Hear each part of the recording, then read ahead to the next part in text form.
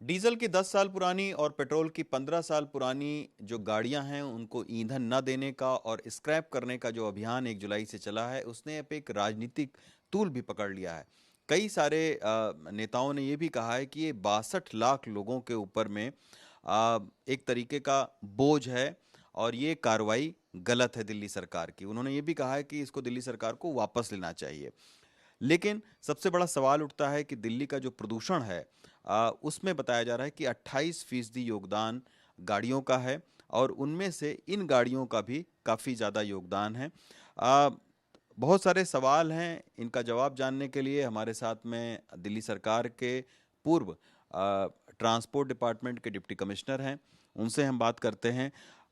अनिल चिकारा जी हैं। अनिल सर, ये बताइए कि बहुत सारे लोग जो है वो सोशल मीडिया पर भी वो लोग पूछ रहे हैं कि अगर गाड़ी का फिटनेस 10 साल के बाद में भी ठीक है, पोल्यूशन का उसको सर्टिफिकेट मिला हुआ है, तो आखिर उन गाड़ियों को क्यों बाहर किया जा रहा है?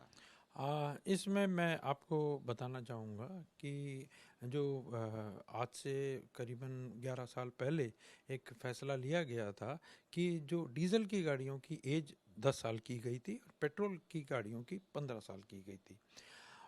ये बात तो सही है कि इसमें दोनों तरह की बात है कि कुछ गाड़ियां तो ओवर यूज्ड हैं और कुछ गाड़ियां अंडर यूज्ड हैं। तो इसमें एक वेरिएशन आ रहा है। पर फिलहाल जो अगर हम इसको थोड़ा सा कानून की तरफ से देखें, मोटर व्हीकल एक्ट के अनुसार देखें, तो इन गाड़ियों को रजिस्ट्रेशन लाइफ खत्म हो गई है। एंड ऑफ लाइफ का मतलब है कि रजिस्ट्रेशन खत्म। आज अगर उन गाड़ियों को चलाएंगे तो इमीडिएटली आपको 190 के अंदर अनरजिस्टर्ड व्हीकल का 192 भी इसके साथ में, तो इन दोनों को अगर फाइन होता है तो वो हमारा 10,000 और सेकेंडली 20,000 और मल्टीपल उसका जाएगा। तो और उसके बाद में अगर आपकी गाड़ी का एक्सीडेंट हो जाता है तो थर्ड पार्टी का जो क्लेम आपको मिलेगा, अगर अगला आदमी मान लिया आपको 1 करोड़ का क्लेम दे देगा, तो एक टू व्हीलर वाला भी जिसकी वजह से, या एक कार वाला भी, अगर वो तो उस टाइम में आपको इंश्योरेंस विल नॉट सपोर्ट। तो कहने का मेरा मकसद है कि जब वो गाड़ियां डी रजिस्टर्ड हो गई हैं तो उसका चलाना ठीक नहीं है। तो ये जहाँ तक बात है तो इस चीज़ को हमें एक्सेप्ट करना पड़ेगा। नंबर दो, जो आपने जैसे पूछा कि भाई वो गाड़ियां अगर ठीक हैं तो उनके लिए क्या कंडीशन है। उनके लिए ठीक ये कंडीशन है कि जी आप इन गाड़ियों को अदर स्टेट पे बेचें और अदर स्टेट में वो गाड़ियां को जो लाइफ है वो 5 साल फालतू मिलेगी। तो एक वो तरीका, हालांकि इसमें कुछ फाइनेंशियल लॉस है, तो मतलब हो सकता है उसमें उसका पूरा कीमत ना मिले। तो ये वाला ऑप्शन है कि जनरली जो लोगों का अच्छी, जो बिल्कुल स्क्रैप वाली गाड़ियां हैं जो बिल्कुल चलने लायक ज़्यादा अच्छी नहीं है, तो वो तो स्क्रैप हो रही है। और मार्केट में जहाँ तक बात है कि हम आउटक्राई तो ज़रूर करते हैं, लेकिन हमारे पास अगर इस तरह की फैसिलिटी थी तो we should have availed it. तो हाँ हाँ, अब रही बात डिबेट की कि भाई इनको अगर सही गाड़ी है तो इसको एक्सटेंड लाइफ मिलनी चाहिए। तो इस वाले बात के लिए ये एक चर्चा का विषय है। जहाँ तक बात मैं इस बात पे करूँ कि जब हमारे टाइम में भी जब हमने बात की थी तो मिनिस्ट्री ऑफ रोड ट्रांसपोर्ट ने दिल्ली सरकार को लिखा था, क्योंकि एक नया प्रोविज़न आया है 178 CMVR के अंदर। मतलब उसमें कई सारे प्रोविज़न है। उसमें ये कहा है कि अगर गाड़ी ऑटोमेटेड फिटनेस सेंटर से, ATS ऑटोमेटेड टेस्ट स्टेशन से ठीक पाई गई तो उसको एक हम 5 साल की लाइफ और दे सकते हैं। तो ये वाला बात का चर्चा में जब मैं अपने मंत्री साहब से पुरानी सरकार में 1 to 1 बात हो रही थी, मिनिस्ट्री वाले मुझे एक तरह का नोडल अफसर बनाकर हम दोनों का लिंक किया था। लेकिन क्या है कि दिल्ली के अंदर उस टाइम पे CAQM नहीं था, ऐप का था।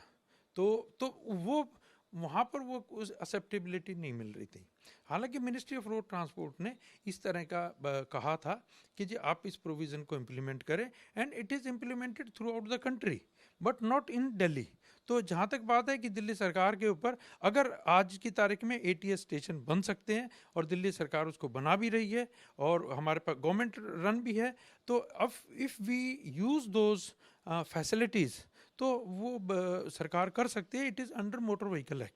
पर जहाँ तक बात है दिल्ली की कंडीशन की, क्योंकि दिल्ली के जो पोल्यूशन है वो इस टाइम पर नोटोरियस है थ्रू आउट द वर्ल्ड, तो अब उसके लिए कुछ ड्रास्टिक स्टेप उठाए जा रहे हैं। और जो अभी एंड ऑफ लाइफ का जो कल से हमारा प्रोग्राम शुरू हुआ है, ये बिल्कुल है तो गाड़ियों के लिए, लेकिन इसका असर जो हमारा इंडस्ट्रीज का जो पोल्यूशन है या ओपन स्टबल बर्निंग का है। अभी क्या हुआ था कि पिछले कुछ सालों में स्टबल बर्निंग पर हमारा इन्फोर्समेंट अच्छी नहीं हुई थी, और तो अब ये होगा कि आपने ये स्टेप अगर स्ट्रिंजेंटली किया तो स्टबल बर्निंग भी बंद होनी चाहिए, और जहाँ पर भी धुआं उठेगा उस जगह पर इमीडिएटली रेस्क्यू होना चाहिए। अच्छा सर, एक सवाल और है कि बहुत सारे लोग ये पूछ रहे हैं कि अगर गाड़ियों का 10 साल या 15 साल की मियाद ख़त्म हो गई है, दिल्ली से बाहर वो कैसे लेकर जाएं, क्या तरीका है?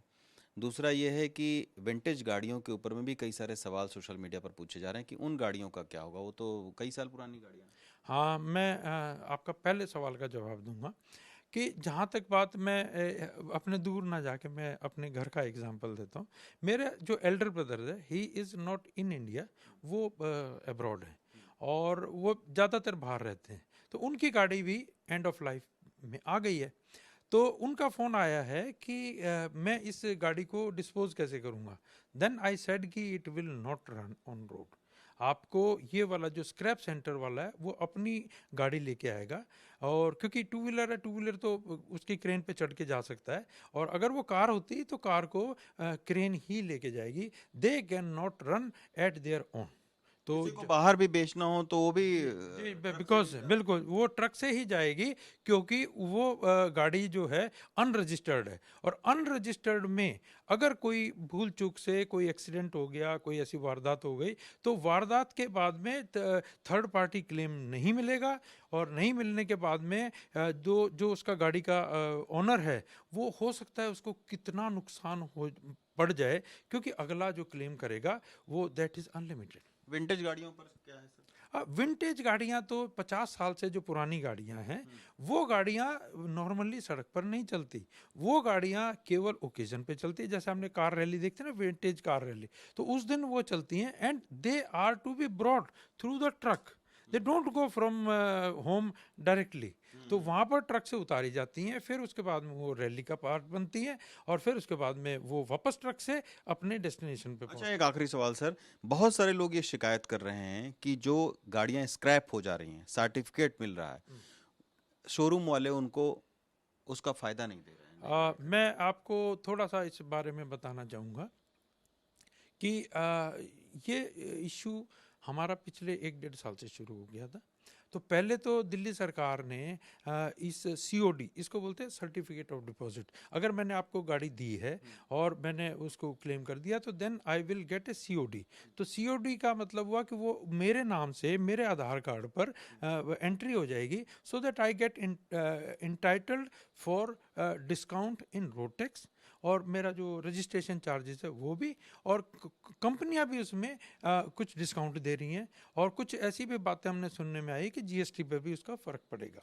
तो ये वाला देखा जाए तो हमारे जो नई गाड़ी अगर हम स्क्रैप करके लेते हैं, तो it's a good I mean opportunity, एक हमारी अच्छा डिस्काउंट भी मिलता है। तो अब दिल्ली सरकार ने, पिछली सरकार ने कुछ या तो वो समझ नहीं पाए थे, और उनका जो पब्लिक का और गवर्नमेंट का एक कुछ गैप आ गया था, तो उनमें ये चीज़ें फाइलों पे जरूर चल रही थी, लेकिन डिसीजन नहीं हो पा रहे थे।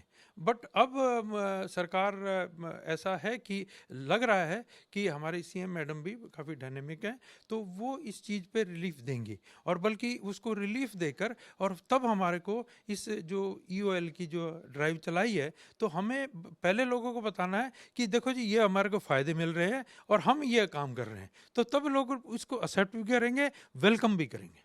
शुक्रिया सर हमसे बात करने के लिए। सचिन गुप्ता के साथ रवीश रंजन शुक्ला, एनडीटीवी इंडिया।